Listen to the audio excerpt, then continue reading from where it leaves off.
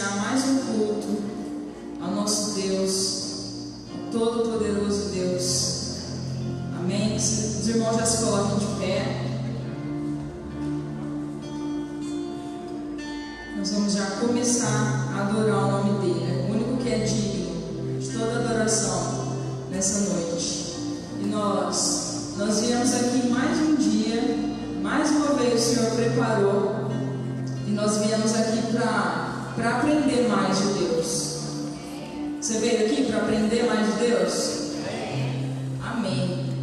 É igual quando nós íamos na escola, né? A cada dia nós íamos lá para aprender um pouquinho mais. E aqui não é diferente.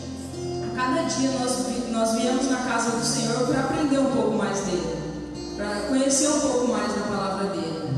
E é isso que faz a diferença nas nossas vidas. Aleluia. E hoje eu tenho certeza que ele já preparou uma aula para nós. Amém? Ele já tem a aula preparada, ele já sabe o que nós vamos aprender nessa noite. E eu queria ler uma parte do Salmo 119. Salmo 119.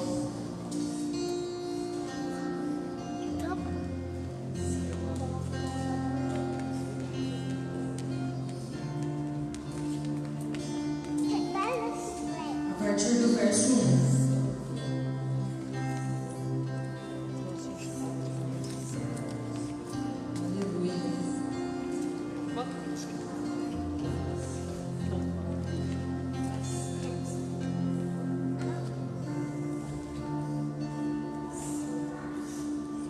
Salmo 119, verso 1. Bem-aventurados os que trilham caminhos retos e andam na lei do Senhor. Bem-aventurados os que guardam os seus estatutos e o buscam de todo o coração. Não praticam iniquidade, andam em seus caminhos. Tu ordenaste os teus preceitos para que diligentemente os observássemos. Quem dera os meus caminhos fossem dirigidos de maneira que eu pudesse observar os teus decretos. Então não ficarei envergonhado, atentando para todos os teus mandamentos.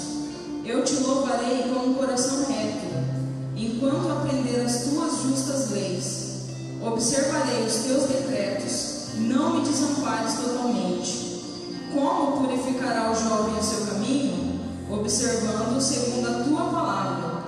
De todo o meu coração te busco, não me deixe desviar dos teus mandamentos. Escondi a tua palavra no meu coração, para eu não pecar contra ti. Bendito és tu, ó Senhor, ensina-me os teus decretos. Com os meus lábios declaro todas as leis da tua boca. Folgo mais com o caminho dos teus estatutos do que com todas as riquezas. Em teus preceitos meditarei e olharei para os teus caminhos. Deleito-me nos teus decretos, não me esquecerei da tua palavra. Amém. Glória a Deus. Então eu creio que essa é a importância de nós guardarmos a palavra do Senhor. Como diz aqui no Salmo, é importante nós aprendermos a palavra do Senhor. E é importante também não só aprender, mas guardar a palavra no nosso coração. É isso que faz a diferença, porque é a palavra no nosso coração que trilha os caminhos retos. Aleluia. É ela que não nos deixa praticar a iniquidade. É ela que nos faz louvar o Senhor com o coração reto. É ela que purifica os nossos caminhos. Aleluia. Então que nessa noite o meu desejo é esse. Então que o nosso desejo seja esse. Não só aprender mais da palavra do Senhor, mas que ela possa ser guardada no nosso coração. Amém? Então que você possa se colocar aí diante dele nessa hora e pedir para ele que nós possamos aprender mais dele e que nós possamos guardar tudo aquilo que nós aprendemos no nosso coração nessa noite. Amém? Glória a Deus. Senhor, nós queremos te agradecer, ó Pai, por mais uma oportunidade que o Senhor nos deu, ó Pai, de estar aqui nesse lugar.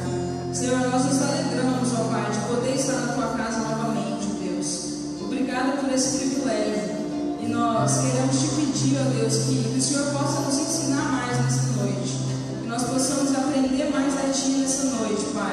E nós declaramos que nós ansiamos aprender mais da Tua palavra e guardar essa Tua palavra no nosso coração, Pai. Que nós possamos estar cada vez mais perto de Ti, ó Deus, e que nesse momento, na nossa adoração, Pai, nós possamos também Te entregar o nosso louvor. Nós possamos Te entregar o nosso melhor nessa hora, Pai. Em nome do Senhor Jesus, nós entregamos toda a direção a Ti nessa hora. Em nome de Jesus. Aleluia. Glória a Deus.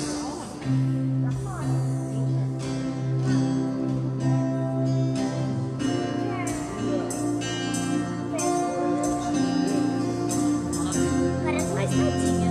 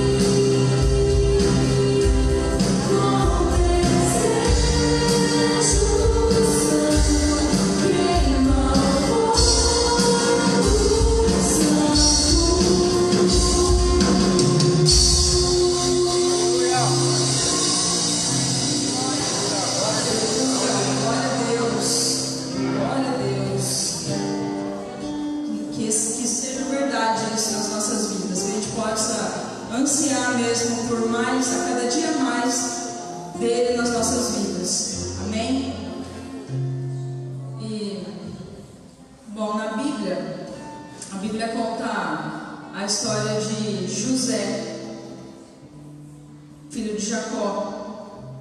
E diz que certa vez José ele teve um sonho.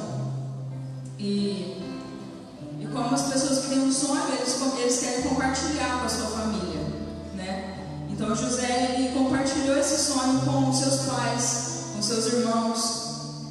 Só que os irmãos de José, eles odiavam a ele. Eles tinham inveja, eles tinham raiva de José. Eles tinham ciúmes de José. E eles não se alegraram muito com esse sonho. Porque no sonho dizia que os irmãos, a família se prostraria diante de José. Então eles não gostaram de ouvir aquilo. E José sonhou 2 vezes com isso, com a família se prostrando diante dele. E os irmãos então armaram contra José, derrubaram, jogaram José num poço. Depois vinham passando uns midianitas, eles venderam José, e aí eles falaram para o pai que José tinha sido devorado por um animal. José foi vendido para o Egito, foi vendido para Potifar. E depois, mesmo em meio ao Egito, numa terra de incredulidade, o Senhor exaltou José, porque ele continuou sendo fiel a Deus. Mesmo naquele ambiente, ele continuou fiel a Deus. Então o Senhor o exaltou. O Senhor fez com que ele se tornasse governador daquele lugar. E depois de algum tempo, os seus pais e os seus irmãos precisaram ir até ele e se prostrar. Mesmo sem saber que era José, eles tiveram que se prostrar. Então o sonho de José, ele foi cumprido. Porque o Senhor, ele fez aquele sonho se cumprir, porque era um sonho de Deus. Era um sonho de Deus na vida de José. E José continuou fiel, então o Senhor fez cumprir. Eu sei que tem muito mais detalhe nessa história, mas o que eu quero dizer nessa noite é que se o Senhor colocou um sonho no seu coração, não importa o que fizerem com você, não importa se te joguem no poço, não importa se te odiarem por causa disso, não importa se te venderem por causa disso, mas se é um sonho de Deus, ele vai se cumprir. Não importa onde você esteja, você pode estar distante, mas o Senhor vai fazer esse sonho se cumprir. Quando o sonho é de Deus, ele se cumpre. Amém? Então que você não desista dos sonhos que o Senhor te deu. É isso que eu queria deixar no seu coração. Não desista dos sonhos de Deus, não pare de crer, porque se é de Deus mesmo, vai se cumprir. Amém?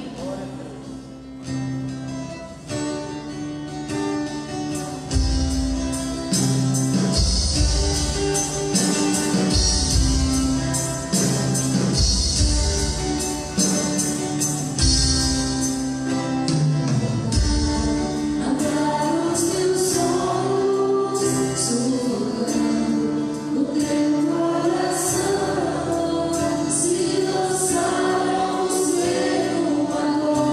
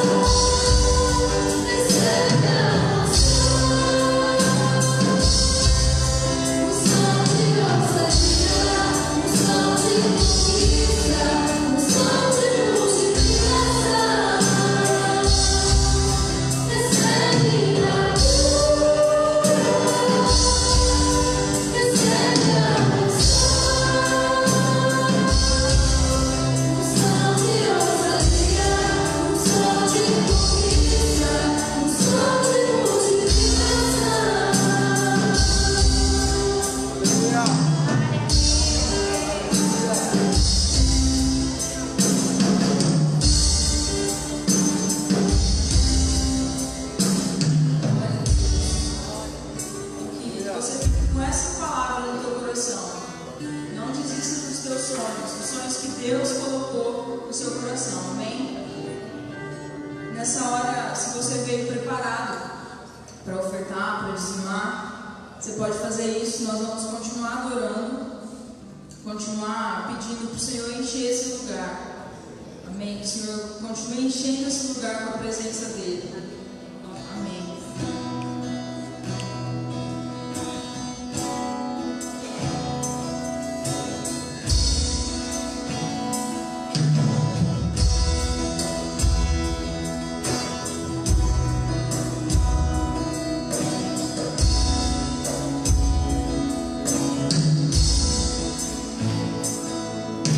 Estás assentado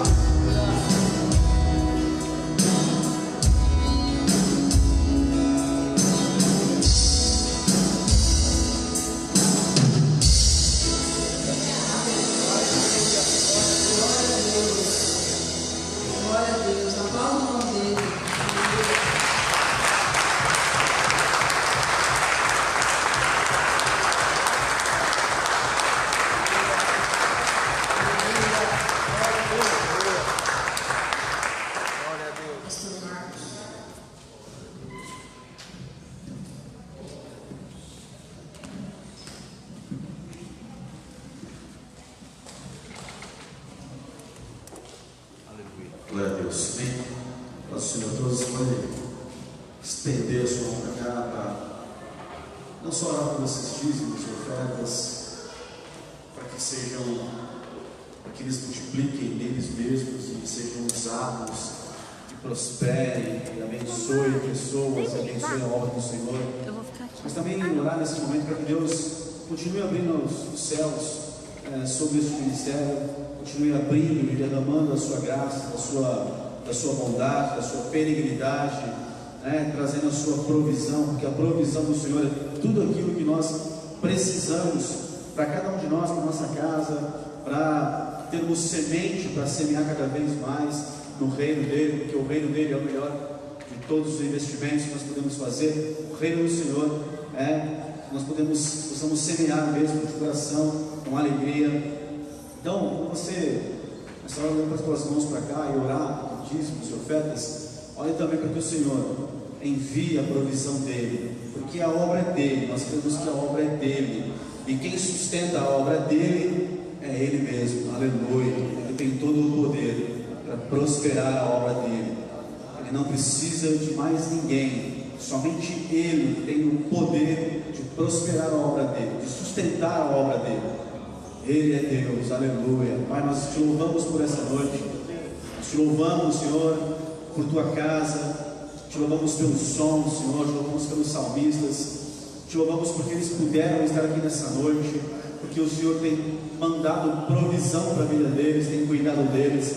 Nós te louvamos, Senhor, porque vamos ouvir a tua palavra aqui nessa noite, e temos a liberdade de carregar uma Bíblia, Senhor, uma boa Bíblia. Nós temos a liberdade de entrar numa casa, Pai, onde podemos prestar um culto ao Senhor, Pai, luzes acesas, cadeiras boas, Senhor, um lugar, um ambiente bom para ouvir a tua palavra, ouvir a tua voz. Tudo isso é porque o Senhor, que é o Deus único e verdadeiro, soberano, o Deus todo-poderoso, é o mesmo que sustenta e tem poder para sustentar a tua obra. Aleluia. Pai, obra humana não prevalece de pé, não permanece, não se sustenta, mas quando a obra do Senhor, Pai, esta obra prospera, cresce, melhora, vai avante, porque é o Senhor que manda a tua provisão, é o Senhor que sustenta pelo poder da tua palavra. A tua palavra diz, Pai, o Senhor declarou que seu é o ouro, sua é a prata, aleluia. E o Senhor é um Deus abundante, é um Deus abençoador, é um Deus que manda a provisão, que manda, Senhor, a provisão, que abre os céus, e nós cremos nisso, ó Deus, que cada recurso que tem nessa casa, Senhor, é investido na tua obra, para o louvor da tua glória, aleluia.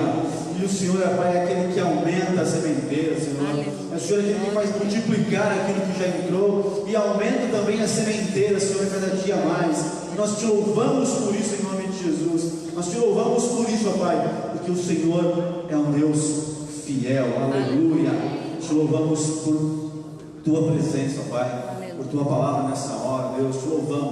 Te louvamos pelo teu Espírito Santo, ó Pai, derramado nos nossos corações, abençoando cada um de nós. Pai, alcança pessoas que talvez não puderam ouvir aqui nessa noite. Senhor, alcança com liberdade, ó Pai, com libertação. Alcança, Senhor, com a tua cura, com um toque de cura do Senhor, em nome de Jesus, ó Pai, porque o Senhor não está limitado, não está preso, ó Pai, a paredes. O Senhor é um Deus, ó Deus, onipresente, que está em todos os lugares, e é o Deus, ó Pai, onipotente, que tem todo o poder, ó Deus. E nós te louvamos por isso, te louvamos por isso. Toca, Senhor, toca aquele que não pôde estar aqui. Cremos que o Senhor já tocou, já está tocando naqueles que estão aqui, aqueles que não puderam estar, Senhor. Que a tua palavra alcance agora, como Jesus liberou uma palavra um dia para um homem, e este homem foi para a sua casa, debaixo da palavra de Jesus. E chegando na sua casa, ele encontrou a cura do Senhor, porque a palavra do Senhor tem poder para curar, Deus. Envia a tua palavra nessa noite, Pai, para aqueles que não puderem estar aqui nessa noite. Alcança com ânimo, Senhor. Tua palavra diz que o Senhor é quem dá força alcançada, Pai, dá vigor, Pai, dá ânimo, Senhor. Em nome de Jesus, ó Deus, toca com ânimo, toca com cura. com libertação, Pai, em nome de Jesus. Toca nessa mente agora, Pai, alcança essa mente agora, fazendo, Pai, bombardeada com dúvidas, com questionamentos, Pai, com palavras negativas, Pai, com palavras malignas. Nós repreendemos agora, em nome de Jesus, que o Teu, a condução alcance agora, Pai, essas mentes, Deus, em nome de Jesus. Em nome de Jesus, Te louvamos por essa noite, ó Pai, por esta casa, Pai, em nome de Jesus. Amém. E amém, aleluia, glória a Deus, amém. Pode aplaudir a Jesus aí, glória a Deus. Você aplaude Jesus, porque nós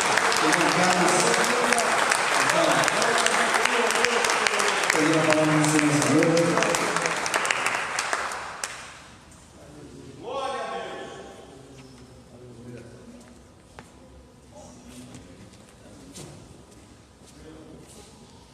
Graças a Deus, irmãos. Podeis assentar.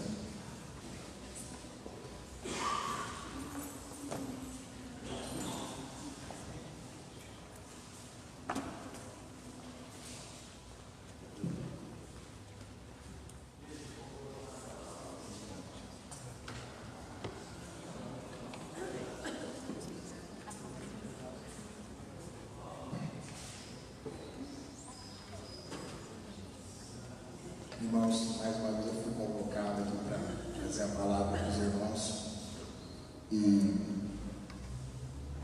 estou um pouquinho apavorado aqui porque não sei muito bem o que vou falar, mas tenho certeza que o Senhor vai conduzirá tudo da melhor forma possível. Amém. Glória a Deus. Vamos orar para iniciar a palavra. Senhor nosso Deus, nesta noite nós te pedimos que o Senhor venha trazer a tua palavra, Senhor. Teu Espírito Santo conduza tudo da melhor maneira possível, que a sua voz, Pai, seja ouvida pelo teu povo, e que ela produza frutos, Senhor. Que nós possamos ouvir a tua palavra e colocá-la em prática nos nossos corações, Senhor. Cada dia é o que eu te peço, no nome santo de Jesus. Amém. Irmãos,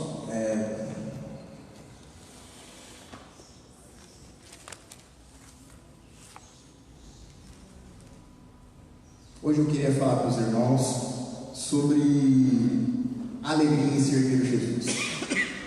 Uma alegria que tem se perdido. Nós temos vivido tempos em que o cansaço, o desânimo tem feito parte de nossas vidas e muitas vezes nós ouvimos, falar e pensamentos vêm à nossa mente em desistirmos, em será que isso vale a pena?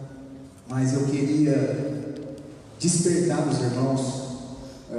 Confesso que eu não sei como que eu vou fazer isso, mas Deus conduzirá tudo pelo prazer de saber o que é servir a Jesus, o que é ser o embaixador de Cristo, a nossa verdadeira missão sobre a terra. Porque Jesus, ele já cumpriu a sua missão. Jesus veio à terra, enviado pelo Pai, para pagar um preço para que nós tivéssemos vida, mas a obra dele não se encerrou quando ele subiu ao céu.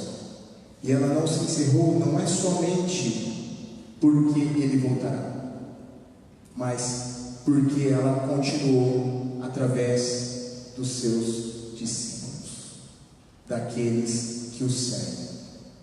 No começo pelos apóstolos, e depois o Evangelho foi se multiplicando, e hoje por nós, testemunhas de que ele morreu e ressuscitou e está vivo. Então, é sobre isso que eu quero falar um pouco nessa noite, mas eu quero tentar chamar a sua atenção para a vida de Moisés. Lá no Velho Testamento, você vai falar assim: mas você até começou bem, mas agora você mudou tudo já. Eu acho que eu vou mudar algumas vezes, porque sinceramente eu não sei muito bem para onde ir, mas vai dar tudo certo. Eu creio nisso. E eu vou começar essa mensagem. Nós vamos ler a pregação de Estevão, antes de ser morto, apedrejado, quando servia o Senhor Jesus. Quando, na verdade, a palavra diz que a palavra de Deus crescia muito, né? E que ninguém podia resistir o espírito e o conhecimento de Estevão. Ele estava cheio do Espírito Santo e armaram uma cilada contra ele. Subornaram alguns homens para mentir, falando que ele contradizia o que dizia Moisés, e levaram ele para ser julgado. E naquela pregação, na sua defesa, o que ele disse sobre Moisés, que me chamou muito a atenção. Não é um relato diferente de Êxodo, mas eu acho que tem algumas particularidades que são maravilhosas para o nosso conhecimento. E é um trecho bem simples, que diz assim, põe aí pra gente, projeta aí o Atos 7, pode ser a partir do verso 20.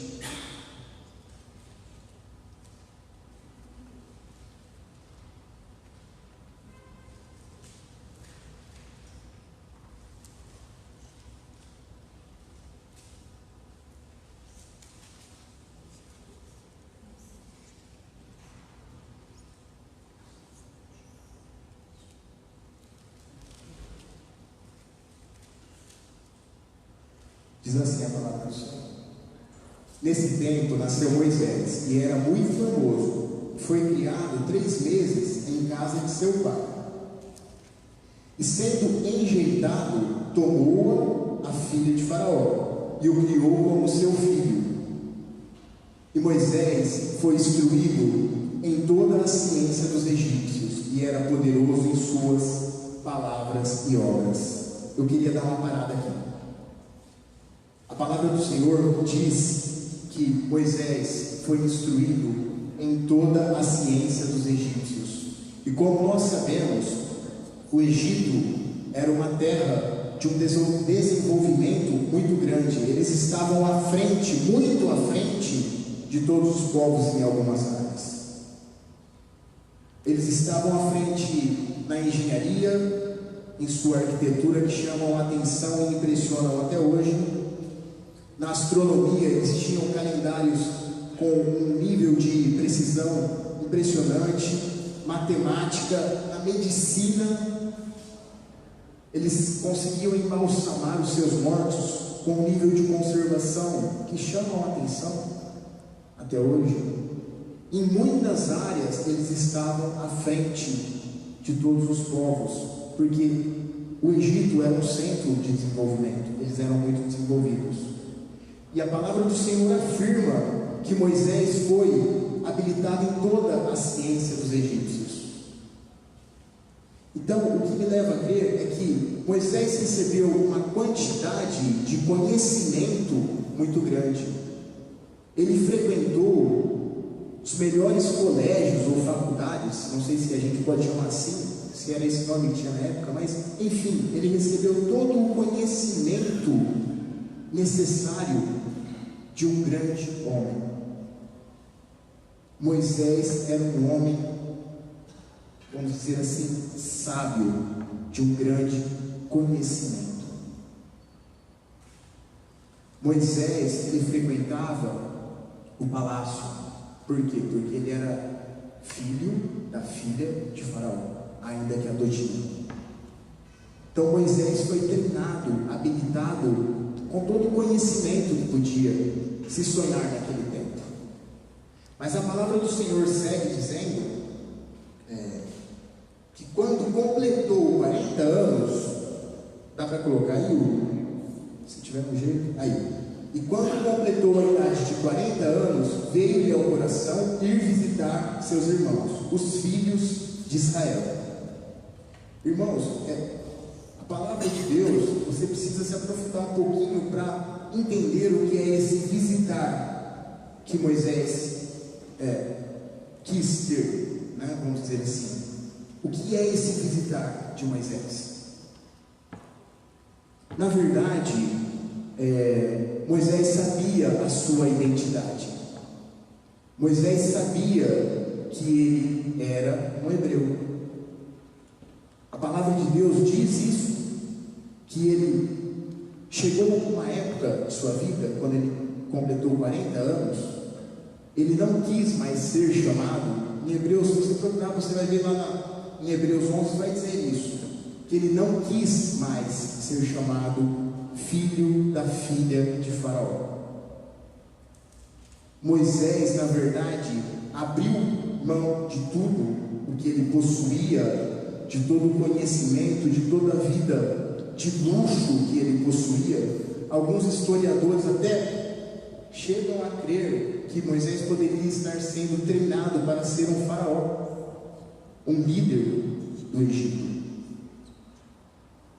Mas ele abre mão de tudo porque ele quis, eu creio que ele não quis somente visitar os seus irmãos, ele quis habitar com eles, ele queria livrá-los, e o livro de Atos diz isso. Mas quando ele chega, aquilo que já estava em seu coração, de talvez libertar o seu povo, fazer parte do seu verdadeiro povo, ele se depara com uma cena onde um egípcio espancava um hebreu. E então Moisés, cheio de coragem, se intromete na confusão. Ele olha para um lado, olha para o outro, e ele mata o egípcio e enterra o corpo. Esconde. Nesse momento, o livro de Atos até fala que ele tinha uma motivação certa, que era de libertar o seu povo. Só que uma motivação certa com um impulso errado. Ele foi fazer a coisa sem Deus. Moisés, na verdade, ele colocou a carroça na frente dos burros. Moisés, na verdade, teve um ato impulsivo, só que ele esqueceu de Deus nessa história. E mais do que isso, ele até poderia matar um egípcio, como fez, mas ele nunca poderia libertar um povo através da sua força. E o livro de Atos continua dizendo, no 25 diz assim, 25, pode ir lá. E ele cuidava de seus irmãos que entenderiam que Deus lhe havia de dar a liberdade pelas suas mãos, mas eles não entenderam. E no dia seguinte, pelejando eles, foi por eles visto e quis levá-los à paz, dizendo: homens, sois irmãos, por que vos agravais um ao outro? E o que ofendia o seu próximo o repeliu, dizendo: quem te constituiu príncipe e juiz sobre nós? Nós vamos ler somente até aqui, nesse início. Moisés, um dia depois de ter livrado um hebreu da mão de um egípcio, no outro dia ele descobriu uma coisa muito mais difícil de se combater, e que acontece nos nossos dias de hoje. Ele viu que ele não precisaria só matar egípcios, mas ele precisaria apartar briga entre irmãos. Ele notou que o próprio povo estava brigando entre si, que o próprio povo não tinha entendido o que eles eram um para o outro. E um que estava ofendendo o seu irmão o fez uma pergunta, e uma pergunta justa: quem o constituiu juiz e príncipe sobre nós? E Moisés não tinha resposta, porque ele não tinha sido constituído. Moisés, na verdade, estava agindo por sua força. Moisés estava agindo sozinho. E aí depois que eles o indagaram: por acaso você fará como fez ao egípcio ontem? Ele descobriu que havia sido descoberto, e que Faraó ia querer matá-lo, e por isso fugiu. Então, nós vemos por esse relato que Moisés fracassou. Moisés fracassou. Se a história parasse aí, Moisés havia fracassado. Por quê? Porque mesmo tendo aquele despertamento de deixar o palácio do Egito e a sua vida glamourosa e habitar entre o seu povo, ele teve a atitude errada. Ele agiu pela sua força. E por ter agido pela sua força, precisou fugir. Então, os 40 primeiros anos da vida de Moisés, a gente viu Moisés adquirindo conhecimento do Egito, crescendo no Egito, e até que ele toma uma atitude que reverte toda a sua vida. Agora Moisés foge para Midian, e vocês conhecem a história, eu vou relatar de forma breve para a gente progredir nisso. E ele se assenta próximo de um poço, onde as filhas de um sacerdote daquele local, de nome Reuel, iriam para dar água às suas ovelhas. E ele, em mais um ato de coragem, ele as defende dos pastores e dá água às suas ovelhas. Ao ponto dessas moças irem mais cedo para casa e serem questionadas pelo seu pai: o que aconteceu que vocês chegaram mais cedo hoje? E elas dizem: mas o que me chamou a atenção quando eu li esse texto foi que elas relataram: um homem egípcio nos salvou, um homem egípcio nos defendeu. Como Moisés era visto? Como um homem egípcio. O que dava essa conotação a ele? Não sei se era vestimenta, não sei se era barba, não sei se era o cabelo, não sei se era a maquiagem que os egípcios usavam, eu não sei. Mas eu sei que elas olharam para ele e viram um homem egípcio. E Moisés, você conhece a história, como ele foi recebido pelo seu sogro. Ele habitou na casa dele, recebeu uma filha como esposa, Zípora, teve filhos na verdade, né? Gerson e Eliezer, e a história segue. A história de Moisés segue por 40 anos apacentando ovelhas. Por 40 anos, talvez se esvaziando de tudo aquilo que ele tinha adquirido no Egito. Durante 40 anos, todo o conhecimento que ele tinha não lhe servia de nada. Porque toda a ciência que ele tinha estudado, tudo que ele tinha aprendido no Egito, não fazia diferença nenhuma para um pastor de ovelhas. Durante 40 anos ele ficou ouvindo bem.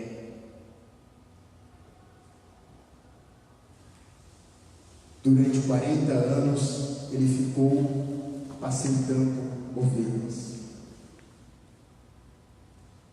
E o que me chama muita atenção é que este homem corajoso, lá na frente a Bíblia relata, eu gosto de ver essas coisas, que quando ele é questionado, se você for olhar lá a sua Bíblia, você vai ver, Números 12, quando Midian e Arão se rebelam contra ele por causa de sua esposa Etíope, uma mulher cusita, se rebelaram contra ele. A palavra do Senhor diz, acho que é Números 12, 3, que Moisés era muito manso, mais do que todos os homens que havia sobre a terra. Moisés lá na frente era considerado o homem mais manso que havia sobre a terra. Depois que ele foi tratado, depois que ele passou todo esse período no deserto. Porque para Deus, meus irmãos, eu até coloquei isso, uma coisa, um pensamento que me veio semana passada, eu coloquei em alguns grupos. que eu tenho da igreja, não foram todos, enfim, porque Deus nunca chama uma pessoa baseado na sua capacidade, no seu intelecto, naquilo que nós podemos fazer. Nunca Ele escolhe uma pessoa pensando, puxa, essa pessoa é inteligente. Não é assim que funciona para Ele. E eu acho que eu escrevi, eu não lembro as palavras certas, mas Ele com certeza capacita os que Ele escolhe para cumprimento do seu propósito. E foi assim com Moisés. Porque aqueles 40 anos no deserto, um dia o Senhor se revelou a Moisés. Um dia ele teve um encontro com Moisés. E isso que faz a diferença na vida do homem. Porque quando ele viu aquele arbusto, aquele sarçal que queimava, mas não se consumia, né? E ele foi até aquele local, e o Senhor falou para ele tirar as sandálias do pé, se despojar de tudo, e se achegar a ele começou o seu ministério. E é sobre isso que eu quero falar com você nessa noite, sobre o nosso ministério, sobre o papel que cada um de nós tem sobre essa terra. Eu não sei qual é o seu, eu estou tentando entender o meu ainda. Se falar de você, eu não posso falar, mas você sabe, ou Deus colocará no seu coração no momento certo. Mas o que chama a atenção é o comportamento de Moisés ao se encontrar com Deus. Como ele reagiu àquilo. No primeiro momento e depois durante todo o seu ministério. E é isso que eu quero falar com você nessa noite. Primeiro, vamos lá, vamos ler alguma coisa agora aqui, senão eu vou ficar falando aqui.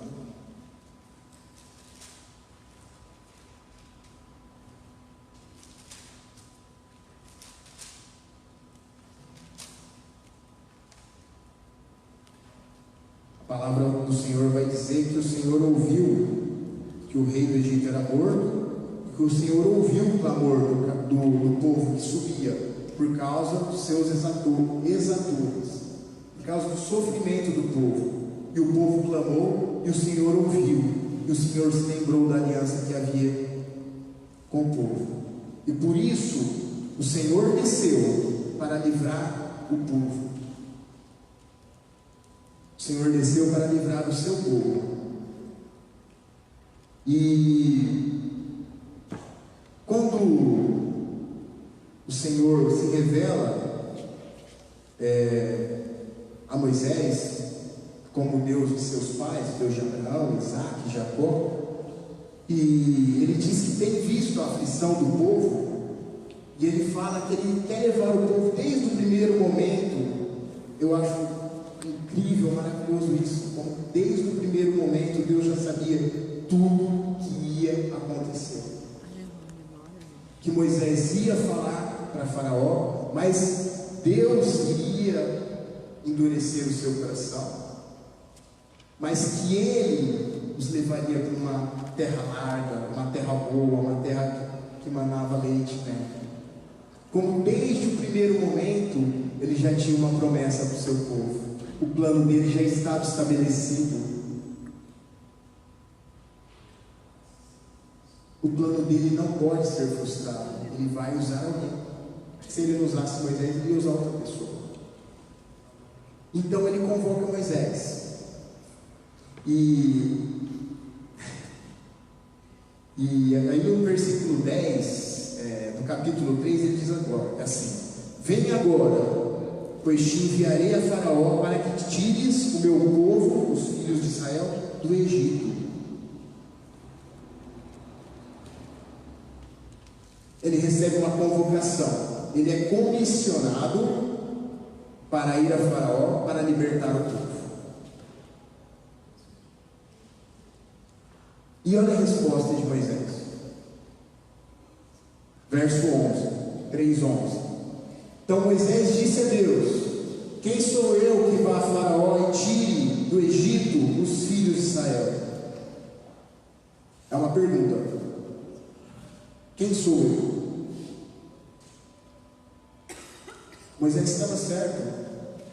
Ele não tinha poder para tirar o povo do Egito, pois ainda com todo o conhecimento, ou com todo o livre acesso que ele tinha há 40 anos atrás, aquele rei já era morto e queria matá-lo, e hoje ele não teria acesso, não teria essa facilidade, e ninguém poderia chegar a Faraó dando uma ordem dessa.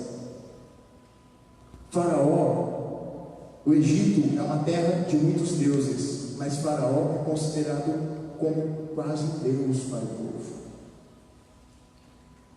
Faraó não recebe ordens. Faraó não recebe ordens de uma pessoa menor que ele.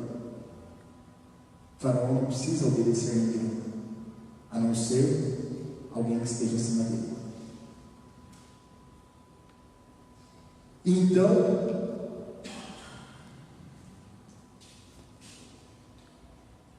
o Senhor diz, certamente, no versículo 12: certamente eu serei contigo, e isto te será por sinal de que eu te enviei. Quando houveres tirado este povo do Egito, servireis a Deus neste monte.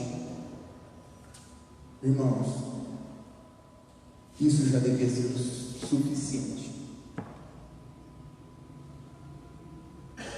Isso já devia ser um motivo de alegria para as nossas vidas.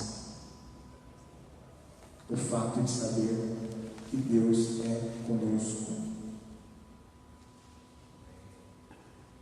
Porque uma coisa eu aprendi, o pastor falou um dia isso, eu não esqueço, tem algumas frases que ficam na minha cabeça, ainda bem que ficam, que diz assim: aquele que é enviado tem o poder daquele que o enviou. Então ele estava sendo enviado por Deus. Ele possuía o poder de Deus. E se você ler o livro de Êxodo, você vai ver que lá na frente a palavra diz isso, que Moisés fazia o papel de Deus para Faraó. Ele era a boca de Deus para Faraó. Ainda que Arão precisasse falar, porque Moisés titubeou, vamos dizer assim. E eu quero que você faça uma relação com o seu ministério. Como você tem agido, como você tem reagido quando uma coisa vem à sua mão. Como que nós temos nos dado a Deus frente às nossas responsabilidades.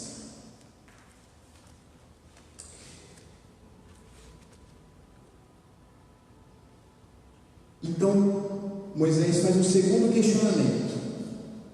Eis que quando eu for aos filhos de Israel, eles disseram: o Deus de vossos pais me enviou a vós, e eles me disserem: qual é o seu nome? Que lhes direi? E disse Deus a Moisés: eu sou o que sou. Disse mais: assim dirás aos filhos de Israel: eu sou, me enviou a vós. Na verdade, Moisés não queria saber o nome de Deus. Ele já sabia quem era. Era o Deus dos vossos pais, Deus de Abraão, Isaac e Jacó. Na verdade, ele queria saber quais eram as credenciais de Deus. Quando eles me questionarem, quem eu direi que ele enviou? Moisés com certeza havia crescido num ambiente com muitos deuses no Egito. Ele queria saber quem era o Deus verdadeiro. E a resposta de Deus é sensacional. Porque esse eu sou o que eu sou o que sou é uma resposta que eu acho que eu nunca tinha parado para refletir, mas é sensacional. Porque Deus está dizendo: eu sou o que sou. Na verdade, Ele está dizendo: eu sou tudo o que você precisa. Eu sou o que você precisar. Eu sou a plenitude de todas as coisas. Toda autoridade está em minhas mãos. Todo conhecimento, toda sabedoria, toda majestade. E se você notar, e depois eu notei isso, que Jesus usou muito eu sou no livro de João. Ele usou pelo menos por quatro vezes que eu me lembro. Primeiro ele disse, quando ele tinha alimentado o povo, multiplicado os pães, o povo seguiu, e ele repreendeu o povo, porque o povo estava atrás de pão. Ele foi falando ao povo, que o povo não deveria trabalhar pela comida que perece, mas pela comida eterna. E chega, dado o momento, ele diz, em verdade vos digo, que pão do céu não foi o que Moisés vos deu, mas o meu Pai vos deu o pão do céu. Porque pão de Deus é aquele que desce do céu e dá sua vida pelo mundo. E os homens disseram, dai-nos sempre desse pão. E Jesus diz, eu sou o pão da vida. Aquele que vem a mim não terá fome, aquele que vem a mim não terá sede. Por que nós vemos tantas pessoas dentro da igreja com fome, com sede, insatisfeitas? É um questionamento sério. Por que nós estamos desanimados? Será que nós temos compreendido a maravilha que é servir a Deus? Por outra, se a gente pegar outra passagem, Jesus diz, eu sou a luz do mundo. Aquele que me segue não andará em trevas, mas tem a luz da vida. Irmãos, nós temos valorizado isso, nós temos compreendido isso de uma forma clara, real. Em outra passagem, Jesus diz, eu sou a verdade, o caminho e a vida, e ninguém vem ao Pai, senão por mim. Eu sou, nele residia todas as coisas. Por que nós temos andado atrás de paz? Se ele já deixou a paz. No mesmo capítulo que ele diz isso, ele diz, deixo-vos minha paz, a minha paz vos dou, não vos la dou como o mundo vos dá. Ele disse, está escrito. Por que nós andamos tão amargurados, sem alegria? Ele diz um capítulo depois, que se nós permanecêssemos nele, se a palavra dele permanecer em nós, nós teríamos uma alegria, e essa alegria seria completa. Uma alegria completa.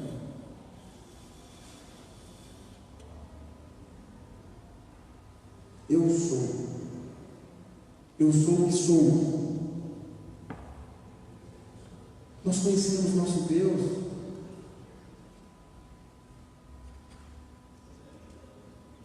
Nós sabemos quem Ele é.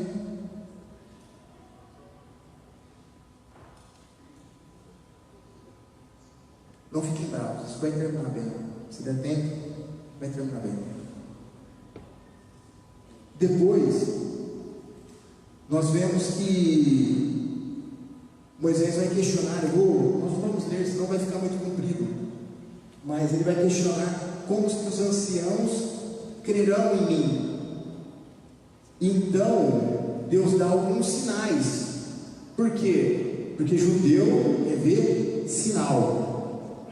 A Bíblia toda você vai ver o povo importunando Jesus, eu quero um sinal, eu quero um sinal. Lá no livro de Coríntios você vai ver no começo, a palavra é bem clara, ele diz, judeus pedem sinais.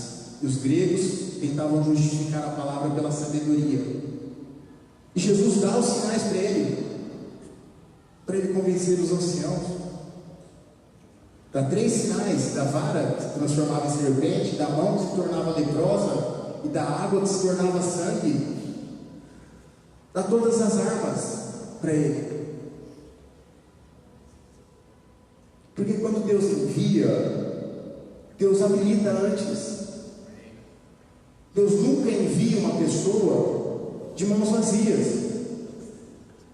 Se Ele envia, Ele dá as armas certas para o combate. Deus não coloca ninguém em fria. E ele continua questionando. Ele fala: mas eu não sou eloquente, eu não sei falar. Depois ele vai falar, lá na frente ele vai falar: Senhor, não dá, eu sou incircunciso de lábios.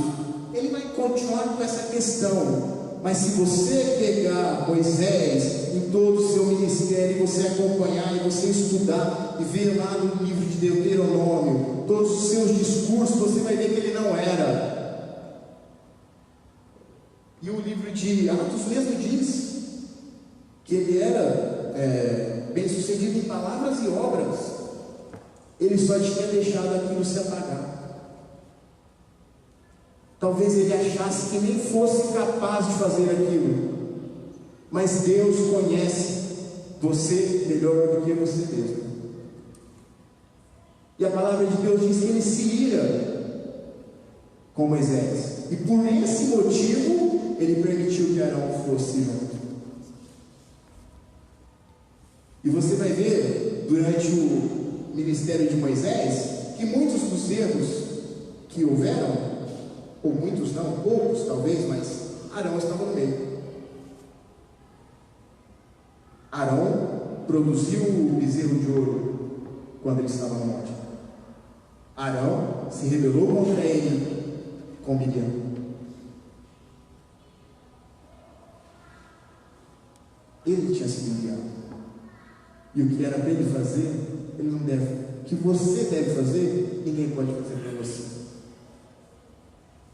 E até que a sua última queixa é a mais espetacular. Ele fala assim: envia outro. Envia quem você há de enviar. Passa para outro. Que é o que a gente ouve muito hoje. Passa para outro. Quero passar a bola aí, ó. Chave aqui. Ou passa para outro.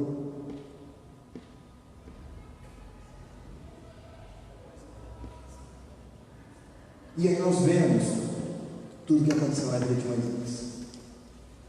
Como depois que ele entendeu tudo isso, que ele foi enviado, como que a cada vez que ele ia falando com o faraó, ele ia pegando mais segurança, confiando mais em Deus, e o seu ministério ia aumentando, e tudo que ele fez pelo povo, como ele tirou o povo do deserto, do Egito, fez o povo passar pelo Mar Vermelho, exerceu o seu ministério de uma forma maravilhosa, porque aprendeu a confiar no Senhor.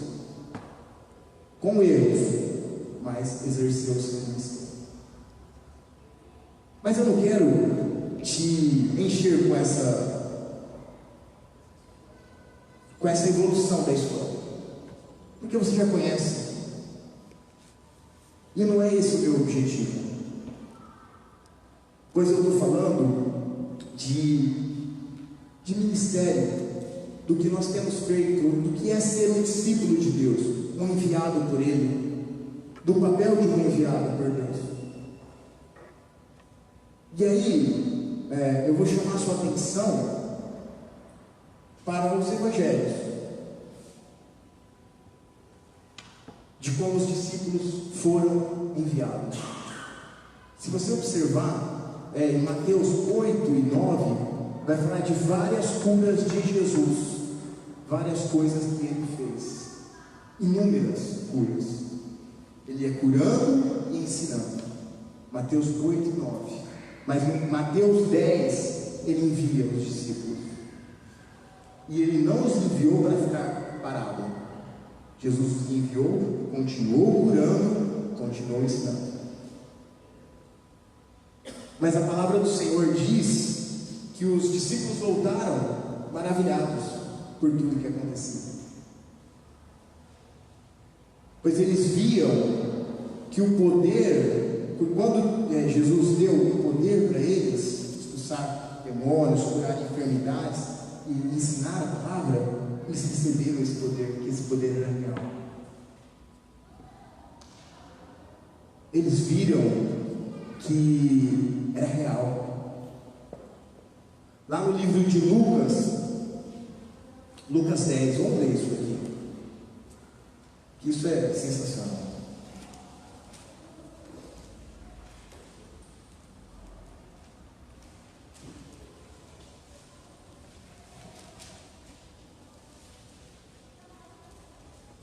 Depois de enviar os 12, Jesus enviou 70. Está assim, Lucas 10, 1. Depois disso, designou o Senhor ainda outros 70 e mandou-os adiante da sua face, de 2 em 2, e todas as cidades e lugares aonde ele havia de ir. E dizia-lhes: grande é em verdade a seara, mas os obreiros são poucos. Rogai, pois, ao Senhor da seara que envie obreiros para a sua seara. Eles foram enviados. Mas o que chama muito minha atenção é o versículo 17. E quando ele enviou tanto os discípulos em Mateus 10 e também em Lucas 10 ou Lucas 9, que fala disso, ele não apenas os enviou, ele predisse tudo o que aconteceria. Ele ensinou o que eles fariam, que eles seriam perseguidos, que eles deveriam ficar na casa de quem os recebesse, mas tinham que ser dignos, que quem não recebesse a palavra era para eles saírem da cidade e sacudir o pó dos pés. Ele ensinou tudo. E voltaram os 70, com alegria, dizendo: Senhor, pelo teu nome até os demônios se nos sujeitam. E disse-lhes: eu via Satanás como raio cair do céu. Eis que vos dou o poder para pisar serpentes e escorpiões e toda a força do inimigo, e nada vos fará dano algum. Mas não vos alegrei, porque se vos sujeitem os espíritos, alegrai-vos antes por estarem os vossos nomes escritos no céu. Alegria de saber que o nosso nome está escrito no céu. Pois isso daí não é nada. Eles se sujeitam a vocês. Isso não é nada. Eu tenho toda a autoridade. Se alegrem pelos seus nomes estarem escritos no céu. E olha o que diz depois. Naquela mesma hora se alegrou Jesus no Espírito Santo e disse: graças te dou, ó Pai, Senhor do céu e da terra, que escondeste estas coisas aos sábios e inteligentes e as revelastes às criancinhas. Assim é, ó Pai, porque assim te aprouve. Olha que maravilha. Jesus estava alegre por ver que através das pessoas simples a obra dele estava sendo feita. E é isso que te dá alegria. Eu queria te falar sobre outra coisa agora. E na verdade é uma coisa que eu ouvi esses dias. E se você já ouviu, me desculpe, mas eu tenho que falar. O que traz satisfação para a sua vida com Deus são seus frutos. Se você não tem tido alegria, a culpa não é de ninguém, é porque você não tem produzido fruto.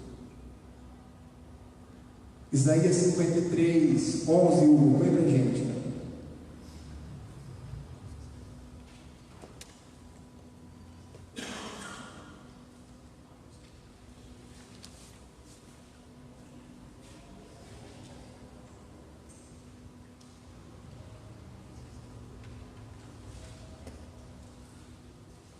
falando Jesus. Ele verá o fruto do trabalho da sua alma e ficará satisfeito com o seu conhecimento, o meu servo. O justo justificará muitos, porque as iniquidades dele levará sobre si. Ele ficará satisfeito ao ver que a sua obra foi feita. Ele terá satisfação em ver.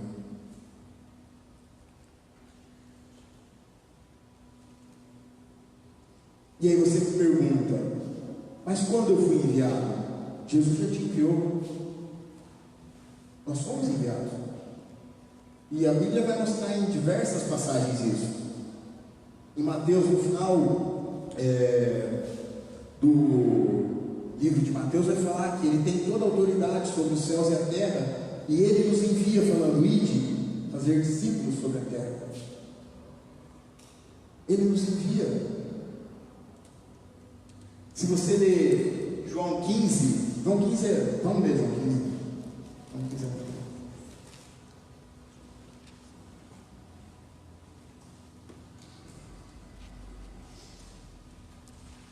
eu sou uma videira, João 15, 5. Desculpa.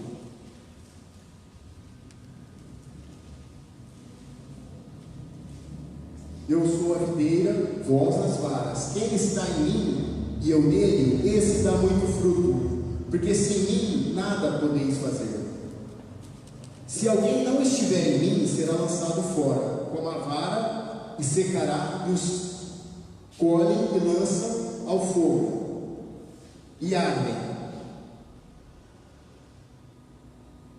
Se vós estiverdes em mim, e a minha palavra estiver em vós, pedirei tudo o que quiserdes, e vos será feito. Nisto é glorificado o meu Pai, que deis muito fruto, e assim sereis meus discípulos. Dá fruto. Isso nos dá satisfação. Quais são esses frutos? Não sei, irmão. Mas coloque à disposição de Deus. Se coloque à disposição de Deus. Tem muita coisa para ser feita. Muita coisa. Mas se você se colocar à disposição de Deus, você vai ver que às vezes uma coisa simples será importante, te dará satisfação. Você se sentirá útil. Você vai ver o fruto do seu trabalho. Pode ser orando.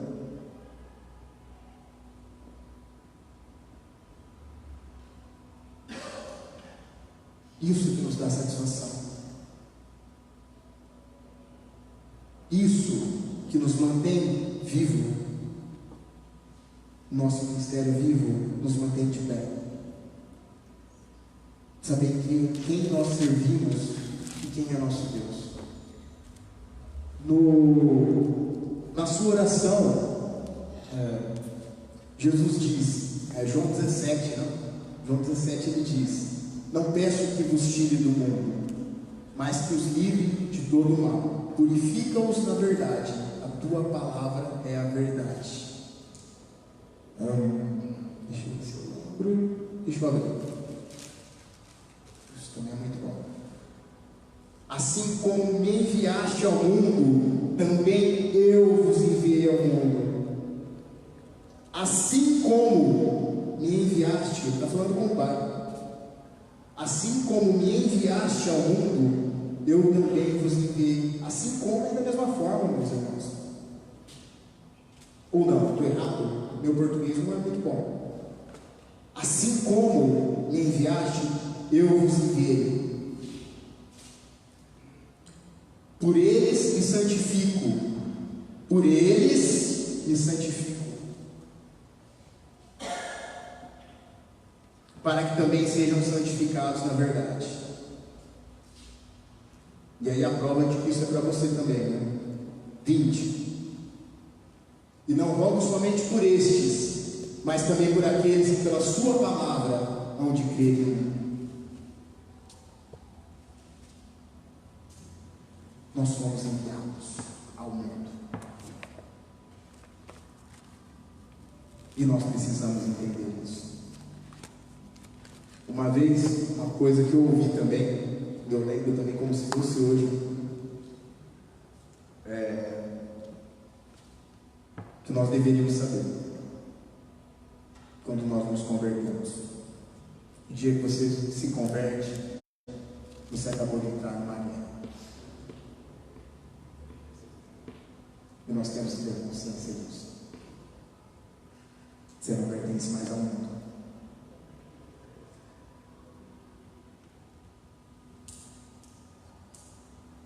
O que faz a diferença em nossa vida é aquele que nos enviou.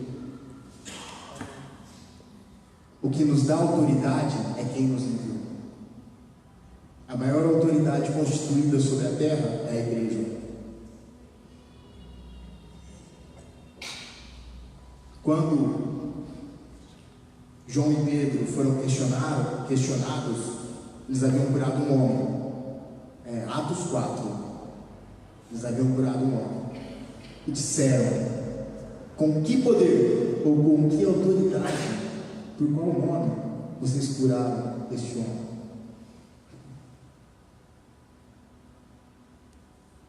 E aí eles disseram: por Jesus Nazareno. E aí aproveitaram dizendo que ele era o único que poderia salvar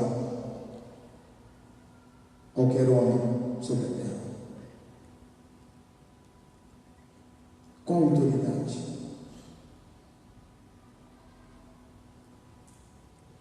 O que faz diferença nas nossas atitudes é quem nos enviou.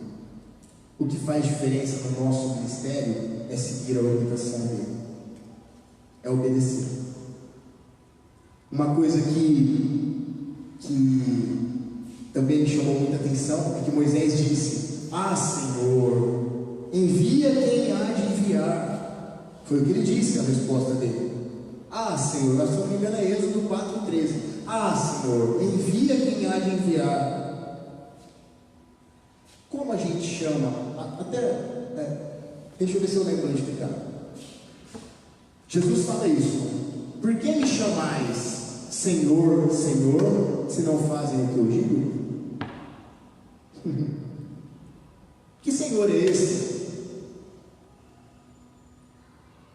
Nós chamamos de Senhor. Senhor é o dono da sua vida, é aquele quem você deve obedecer. Você não deve questionar a Deus. Nós não podemos questionar, nós não temos esse direito.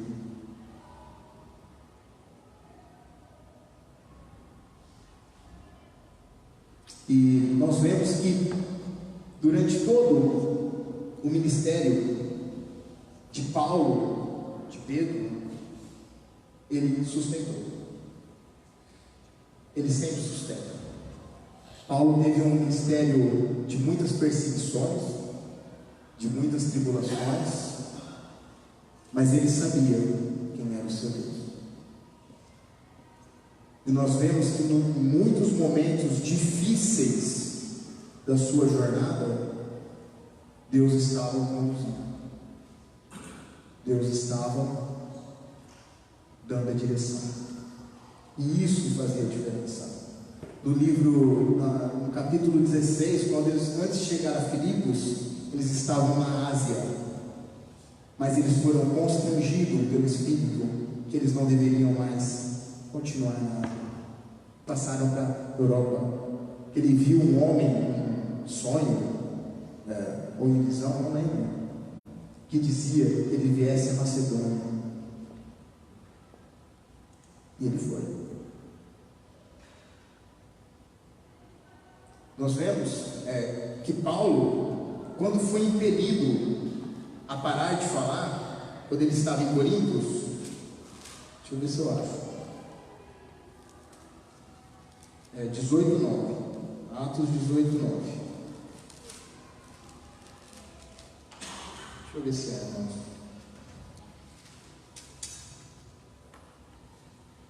O Senhor disse em visão noturna, Paulo: não temas, fala e não te cales, porque eu estou contigo, ninguém porá a mão em ti. para te fazer algum mal, porque tenho muito povo nesta cidade. Ele tinha pensado em desistir daquele povo. Ele tinha sido constrangido pelo Espírito a anunciar que Jesus era o Cristo. E o povo não se interessou. E ele já tinha até condenado o povo já. Que o sangue de vocês seja sobre a vossa cabeça. Eu estou limpo. E o Senhor falou: não te cares. Antes, fala. Conduzido pelo Senhor. Então essa alegria, irmãos, que nós precisamos ter. A alegria de saber que nós servimos a Jesus. Às vezes o jeito que eu falo, eu sou um pouquinho, mesmo falando uma coisa boa, eu não consigo, talvez, transmitir da melhor forma possível. Talvez seja o meu tom de voz. Mas eu queria que vocês ficassem alegres. Que nós valorizássemos isso. O que é servir ao Senhor. Que nós pudéssemos ter zelo pela obra do Senhor. Paulo, antes de encerrar, eu estou encerrando, mais 2 versículos eu encerro. Em 20 e 24 ele diz: mas em nada tenho minha vida, Atos, irmãos, mas em nada tenho minha vida por preciosa, contanto que cumpra com alegria minha carreira e o ministério que recebi do Senhor Jesus, para dar testemunho do Evangelho da graça de Deus. É tremendo isso, não é? Versículo maravilhoso. Mas eu quero encerrar com um versículo que propositadamente eu deixei de ler no começo. Você lembra da pergunta do início? Atos 7:27. É isso? É. Quem te constituiu príncipe e juiz sobre nós? Moisés não tinha resposta. Mas se você ler o versículo 35, vai estar escrito: põe aí o Google.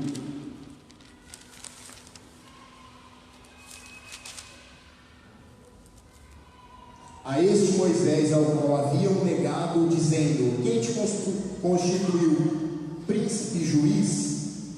A este enviou Deus como príncipe e libertador pela mão do anjo que lhe aparecera na sarça. Essa foi a diferença. O envio de Deus.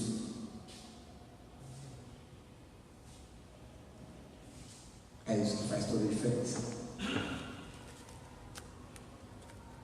E nós já fomos enviados.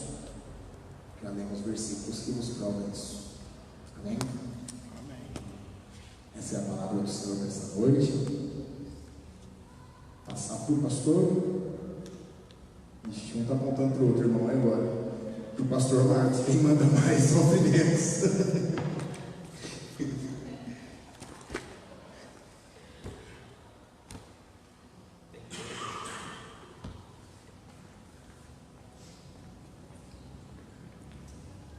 Eu tentei.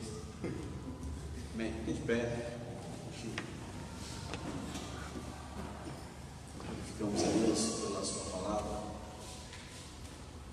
Que pessoas têm dedicado um tempo para a palavra, têm buscado o Senhor na palavra. E todas as vezes que nós nos colocamos para buscar o Senhor na palavra, mesmo sendo nós quem somos, o Senhor fala conosco, o Senhor fala com você, o Senhor te abençoa, te dá uma revelação, o Senhor te instrui, te indica um caminho, te aponta uma direção, porque Ele é fiel, porque Ele é o Deus que cuida de cada um de nós, amém? Que o Senhor continue abençoando não só o Carlos, sua família, mas todos aqueles que no coração queimam essa chama de transmitir a palavra do Senhor, e também todos aqueles que servem em outros ministérios, departamentos da igreja, que isso seja uma realidade na nossa vida, né? Essa alegria de servir ao Senhor, né? Que o Senhor possa restaurar em nós a alegria da salvação, como Davi um dia orou, né? Por uma fase ruim da vida dele, ele ficou triste, abatido, ele quase morreu.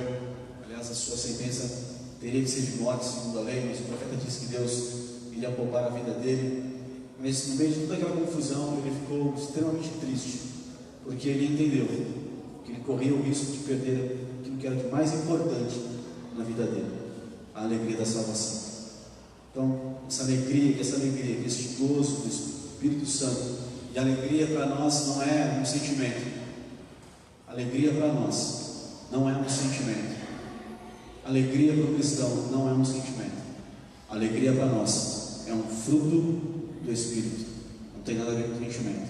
Então, que este fruto do Espírito, que é este gozo, esta alegria que nos enche mesmo no meio de dificuldades, este gozo que nos enche, esta alegria que nos enche mesmo diante de adversidades, mesmo talvez passando por um deserto, mesmo talvez enfrentando alguma situação adversa, mesmo talvez enfrentando calúnia, difamação, mesmo talvez enfrentando ingratidão, mesmo talvez enfrentando problemas que você às vezes não entende o porquê está passando, mesmo no meio de tudo isso, este fruto maravilhoso deste Espírito Santo, maravilhoso, glorioso, gracioso, bondoso, que é Deus que habita em nós, o amado Espírito Santo, possa mesmo renovar essa alegria nessa noite.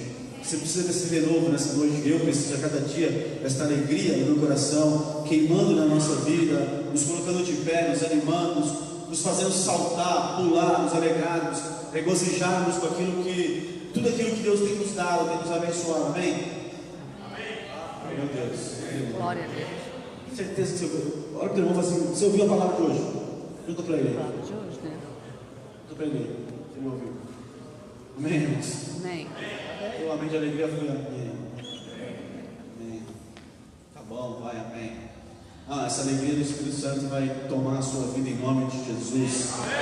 Aleluia. Glória a Deus. Pai, nós louvamos por essa noite, por tua palavra. Mas acima de tudo, cremos a Deus que o teu Espírito Santo está agindo em nós, trabalhando em nossa vida, está dentro de nós, nos convence. Este fruto maravilhoso do Senhor, o amado Espírito Santo, que é a alegria do Senhor. Nós queremos desse renovo do Senhor para a nossa alma, esse ânimo do Senhor, esta alegria de servir ao Senhor, e mesmo em meio a dificuldades, saber que o fruto que nós vamos ver do trabalho que nós exercemos para o Senhor será um fruto maravilhoso, abençoado, Pai. Nós cremos que a obra para a qual nós somos chamados, cada um de nós, para a obra de cada um de nós aqui, vai dar fruto, Senhor, vai frutificar, e vai ser um fruto bom, e vai ser um fruto que permanece, e depois vão ser muitos mais frutos, e não vai ter fim a quantidade de frutos que o teu povo vai dar na tua presença. Por quê? Porque a alegria do Senhor é a nossa força. Essa alegria nos enche, nos dá força, Pai, para caminharmos, para andarmos, para continuarmos,